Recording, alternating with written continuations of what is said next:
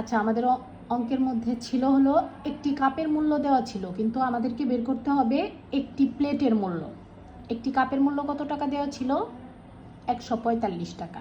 এখন এখানে ছিল হলো কি 12টি প্লেট আর 20টি কাপের মূল্য একত্রে দেওয়া ছিল, কিন্তু আলাদাভাবে কিন্তু কোনোটা দেওয়া নাই। সেই ক্ষেত্রে আমাকে কি করতে হবে?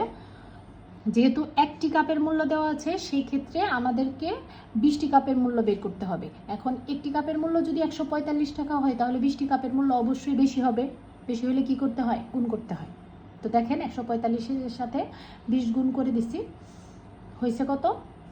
2900 টাকা। আবার আমরা কি ডাকের মধ্যে পেয়েছিলাম 12টি প্লেট ও 20টি কাপের মূল্য একত্রে দেওয়া আছে হলো 3920 টাকা। কিন্তু আমরা অঙ্কে প্রথমে কি করছি? 20টি কাপের মূল্য আমরা বের করছি, কিন্তু 20টি কাপের মূল্য কত বের হয়েছে? 2900 টাকা।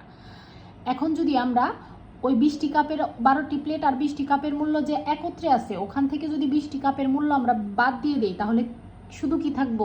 12টি প্লেট। তাহলে 12টি প্লেটের মূল্য কত? বিয়োগ করে হয়েছে আমার 1020 টাকা। এখন 12টি প্লেটের মূল্য বের হয়েছে 1020 টাকা। তো এখান থেকে আমরা অবশ্যই একটি প্লেটের মূল্য বের করতে পারবো। তাহলে একটি প্লেটের মূল্য কত হবে? 12টি প্লেটের মূল্য যদি 1020 টাকা হয়, একটি প্লেটের মূল্য অবশ্যই কম হবে। কম হলে কি হয়? ভাগ হয়। তো ভাগ করে হয়েছে কত? 85। ধন্যবাদ।